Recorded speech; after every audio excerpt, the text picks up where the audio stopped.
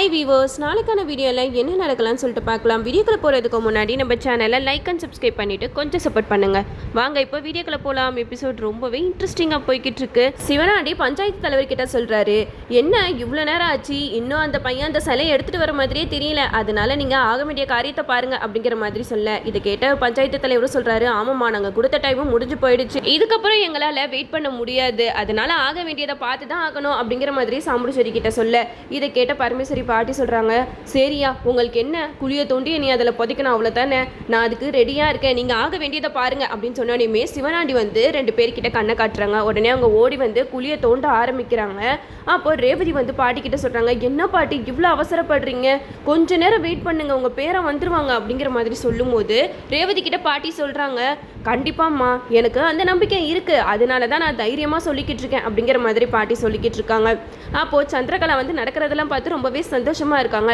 அப்பாடா எப்படியோ இதில் ஒரு டிக்கெட் போக போகுது அப்படிங்கிற மாதிரி சந்திரா மனசில் நினச்சிக்கிட்டு இருக்க. நம்ம சாமுண்டீஸ்வரியும் இதெல்லாம் பார்த்துட்டு பஞ்சாயத்து தலைவர்கிட்ட சொல்கிறாங்க, நீங்கள் பண்ணுறதெல்லாம் கொஞ்சமாவது நியாயமாக இருக்கா, கொஞ்ச நேரம் வெயிட் பண்ணால் என்ன, என்னோட மாப்பிள்ளை இப்போ கண்டிப்பாக வந்துருவாரு அப்படிங்கிற மாதிரி சொல்லும்போது சிவனாண்டி சொல்கிறாங்க, நாங்கள் கொடுத்த டைம்லாம் முடிஞ்சு போயிடுச்சு, இதுக்கு மேலே எங்களால் வெயிட் பண்ண முடியாது அப்படிங்கிற மாதிரி திமுறா பேசிக்கிட்டு இருக்காங்க.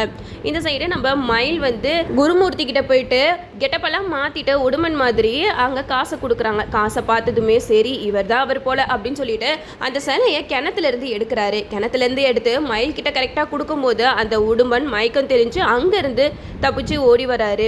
இதை பார்த்ததுமே மயில் வந்து அச்சோ உண்மையான உடுமன் வந்துட்டானே, இப்போ என்ன பண்ணுறது அப்படிங்கிற மாதிரி யோசிச்சுக்கிட்டு இருக்கும்போது உடுமன் வந்து கத்துறாங்க, அவன்கிட்ட சிலையை கொடுக்காதீங்க, உண்மையான உடுமன் நான் தான் அப்படின்னு சொல்லிட்டு கத்திக்கிட்டே வரும்போது குருமூர்த்தி உஷாராயிடுறான். இந்த சைடு நம்ம மயில் வந்து கார்த்தியை கூப்பிட்றாங்க, டே கார்த்தி சீக்கிரம் வாடா, இங்கே பாரு நான் மாட்டிக்கிட்டேன் அப்படின்னு சொல்ல, நம்ம கார்த்திக்கும் அந்த இடத்துல வேகமாக ஓடி வந்து அங்கே இருக்கிற வீரமன் உடுமன் எல்லாத்தையுமே அடிச்சு போட்டுட்டு அந்த சிலையை தூக்கிட்டு காரில் எஸ்கேப் ஆகி ஓடி வந்துடுறாங்க. அப்போ மயில் வந்து கார்த்திக்கிட்ட சொல்கிறாங்கப்பா கொஞ்ச நேரம் நீ வர லேட்டாக இருந்துச்சு, இந்நேரம் என்னோட ஜோலியை முடிச்சிருப்பாங்கப்பா அப்படிங்கிற மாதிரி பேசிக்கிட்டு வராங்க.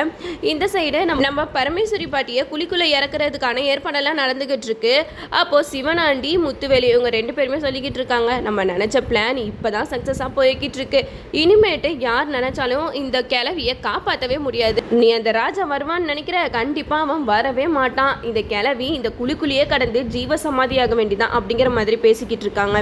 இந்த சைடு நம்ம சாமுண்டீஸ்வரிக்கு இதில் சுத்தமாக விருப்பமே கிடையாது, நம்மளுக்காக எதுக்கு ஒருத்தவங்க குழிக்குள்ளே இறங்கணும் அப்படின்னு யோசிச்சுக்கிட்டே இருக்காங்க. அப்போது கரெக்டாக நம்ம பரமேஸ்வரி பாட்டியை அந்த குழிக்குள்ளே இறங்க சொல்கிறாங்க.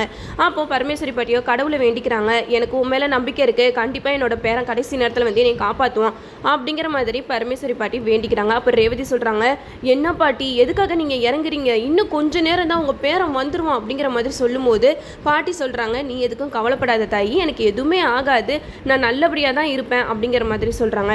கரெக்டாக பாட்டி வந்து அந்த குழிக்குள்ளே இறங்க போகும்போது நம்ம சாமுண்டீஸ்வரி வந்து கையை பிடிச்சிடுறாங்க, நீங்கள் இந்த குழிக்குள்ளே இறங்க வேணாம் அப்படிங்கிற மாதிரி சொல்லும்போது எல்லாருமே பயங்கரமாக ஷாக் ஆகுறாங்க.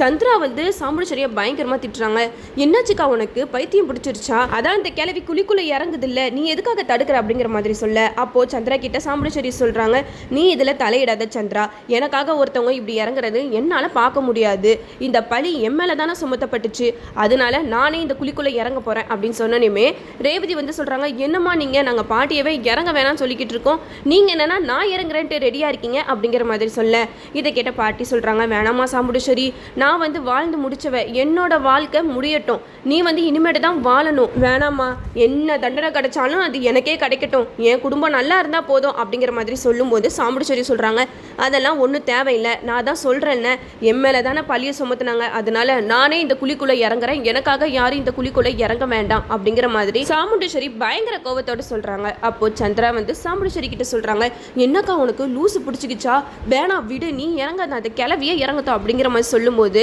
சாமுண்டீஸ்வரி சொல்கிறாங்க, சந்திரா நான் இப்போவும் சொல்கிறேன், நீ இதில் தலையிடாத, என்ன நடக்கணுமோ அது நடக்கட்டும் அப்படின்னு சொல்லிட்டு நம்ம சாமுண்டீஸ்வரி வந்து குழிக்குள்ளே இறங்குறதுக்காக போகிறாங்க. பாட்டி எவ்வளவோ கத்துறாங்க கதறாங்க, ஆனால் சாமுண்டீஸ்வரி வந்து எதையுமே காதில் வாங்குற மாதிரி தெரியல. அப்போது சந்திரா வந்து மனசில் நினச்சிக்கிட்டு இருக்காங்க, எது எப்படியோ இந்த சாமுண்டீஸ்வரி கதை முடிஞ்சாலும் நம்மளுக்கு நல்லது தான், ஏதோ ஒரு டிக்கெட்டு கிளம்பி போட்டோம் அப்படிங்கிற மாதிரி சந்திரா வந்து மனசில் ரொம்ப செல்ஃபிஷாக நினச்சிக்கிட்டு இருக்காங்க. இந்த சைடு நம்ம சாமுண்டீஸ்வரி கரெக்டாக அந்த குழிக்குள்ளே இறங்க போகும்போது நம்ம கார்த்திக் வந்து அந்த சிலையை எடுத்துகிட்டு ஓடி வராரு. அத்தை அப்படிங்கிற மாதிரி பயங்கரமாக குரல் கொடுக்குறாங்க. கார்த்தியோட குரலை கேட்டதுமே எல்லாருமே ஷாக் ஆகி திரும்பி பார்க்குறாங்க. அப்போது நம்ம கார்த்திக் வந்து அந்த சிலையோட அப்படியே நிற்கிறாங்க. அந்த சிலையை பார்த்ததுமே சிவனாண்டி, முத்துவேல், சந்திரா 3 பேத்துக்குமே தூக்கி வாரி போட்டுருச்சு. என்னடா இவன் சிலையை கொண்டு வந்து நிற்கிறான், இது எப்படி நடந்திருக்கும்? நம்ம தான் இந்த குருமூர்த்தி கிட்ட இந்த சிலையை கை மாத்துறதுக்கு கொடுத்துட்டோமே, அப்போ அவனும் மாட்டிக்கிட்டானா அப்படிங்கிற மாதிரி சிவனாண்டி, முத்துவேல் 2 பேரும் மண்டையை பிச்சுக்கிட்டு இருக்காங்க. இந்த சைடை நம்ம கார்த்திக் வந்து அந்த சிலையை பஞ்சாயத்து தலைவர்கிட்ட ஒப்படைச்சிடுறாங்க. நீங்கள் கேட்ட இந்த சிலை கிடச்சிருச்சு அப்படிங்கிற மாதிரி அந்த சிலையை கொடுக்குறாங்க. சிலையை பார்த்ததுமே எல்லாருமே ரொம்ப சந்தோஷப்படுறாங்க. அப்போது நம்ம தெரியாதனமாக சாமுண்டீஸ்வரி மேலே பழியை போட்டுட்டோம், அதுக்காக தான் தெய்வமே அவங்கள காப்பாத்திருச்சு அப்படிங்கிற மாதிரி எல்லாருமே பேசிக்கிட்டு இருக்காங்க. அப்போ ராஜராஜன் சொல்கிறாங்க, மாப்பிள்ளை எனக்கு தெரியும் மாப்பிள்ளை, எனக்கு உங்கள் மேலே ரொம்ப நம்பிக்கை இருந்துச்சு, கண்டிப்பாக கடைசி நேரத்தில் நீங்கள் எப்படியாவது சிலையை கொண்டு வந்துருவீங்கன்னு சொல்லிட்டு அதே மாதிரியே சிலையை கொண்டு வந்து சேர்த்துட்டீங்க அப்படிங்கிற மாதிரி சொல்லிக்கிட்டு இருக்காங்க. அப்போது சாமுண்டீஸ்வரி கார்த்திக்கிட்ட சொல்கிறாங்க, மாப்பிள்ளை இந்த சிலையை யார் எடுத்தாங்கன்னு உங்களுக்கு தெரியுமா, எப்படி இந்த சிலையை கண்டுபிடிச்சிங்க அப்படிங்கிற மாதிரி கேட்கும்போது கார்த்தி சொல்கிறாங்க, அது ஒரு பெரிய கதை அத்தை, இப்போதைக்கு இந்த சிலை கிடச்சிருச்சுல அதுவே போதும் அப்படிங்கிற மாதிரி சொல்லும்போது பஞ்சாயத்து தலைவர் கேட்குறாங்க, ஏப்பா நீ பாட்டுக்கு அது போகட்டும் அப்படி இப்படின்னு சொல்லிக்கிட்டு இருக்க, இந்த சிலையை யார் திருடினா, யார் எங்கே கொண்டு போனா அதெல்லாம் தெரிஞ்சால் தானே நாங்கள் அவங்களுக்கு தண்டனை கொடுக்க முடியும் அப்படிங்கிற மாதிரி சொல்லும்போது கார்த்தி வந்து ஒரு பக்கம் யோசிக்கிறாங்க. அப்போது சந்திரா வந்து மனசில் நினைக்கிறாங்க, சுச்சோ இவன் வேற சிலையை கொண்டு வந்துட்டானே, ஏற்கனவே செம்ம கோபத்தில் இருப்பான் இவன், இந்த சிலையை மட்டும் சிவனாண்டி தான் எடுத்தான் அப்படிங்கிற உண்மை அவனுக்கு கண்டிப்பாக தெரிஞ்சிருக்கும். இப்போ ஊர் பஞ்சாயத்து தலைவர்கிட்ட மாட்டி விட்டுட்டா நம்ம கதை என்ன ஆகுறது? இந்த சிலை திருட்டு போனதுக்கே இப்படி ஒரு தண்டனைனா அந்த சிலையை திருடினவங்களுக்கு எப்படிப்பட்ட தண்டனையை கொடுக்க போகிறாங்கன்னு தெரியலையே அப்படின்னு சொல்லிட்டு சிவனாண்டி, முத்துவேல், சந்திரா 3 பேருமே குழம்பி போய் நிற்கிறாங்க.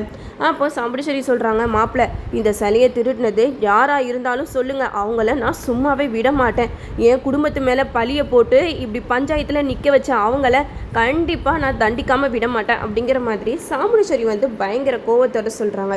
அப்போது சந்திரா வந்து சாமுண்டீஸ்வரி கிட்ட சொல்கிறாங்க, அக்கா விடு, அதான் சிலை கிடச்சிருச்சுல்ல, இதுக்கப்புறம் எதுக்கு அதை போட்டு நோண்டிக்கிட்டு இருக்க அப்படிங்கிற மாதிரி கேட்கும்போது சாமுண்டீஸ்வரி சொல்கிறாங்க, சந்திரா நீ எதுவும் பேசாத, நான் சொல்கிறத தான் எல்லாருமே கேட்கணும், இந்த சிலையை யார் எடுத்தா என்னை பழி வாங்குறதுக்கு எதுக்காக இப்படியெல்லாம் பண்ணாங்கன்றது எனக்கு நல்லாவே தெரியும், நானே எல்லாரும் முன்னாடியும் உண்மையை சொல்கிறதுக்குள்ளையாட்டும் அவங்களே உண்மையை ஒத்துக்கிட்டா தண்டனை கம்மியாக இருக்கும், அப்படி இல்லைன்னா நடக்கிறதே வேறு அப்படிங்கிற மாதிரி சொல்லும்போது நம்ம கார்த்திக் வந்து சொல்கிறாங்க, இந்த சிலையை திருடினது வேற யாரும் இல்லை, இந்த சிவனாண்டி, முத்துவேல் அப்படின்ட்டு உண்மையை போட்டு உடச்சிடுறாங்க.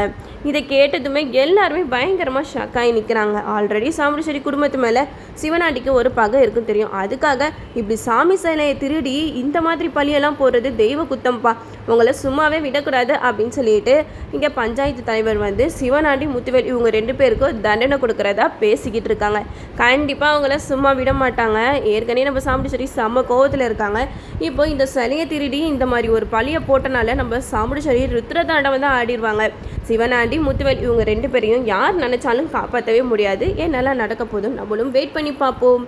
ஓகே வியூவர்ஸ், இந்த வீடியோ உங்களுக்கு பிடிச்சிருந்தால் லைக் பண்ணுங்கள், மறக்காமல் நம்ம சேனலை சப்ஸ்கிரைப் பண்ணிடுங்க.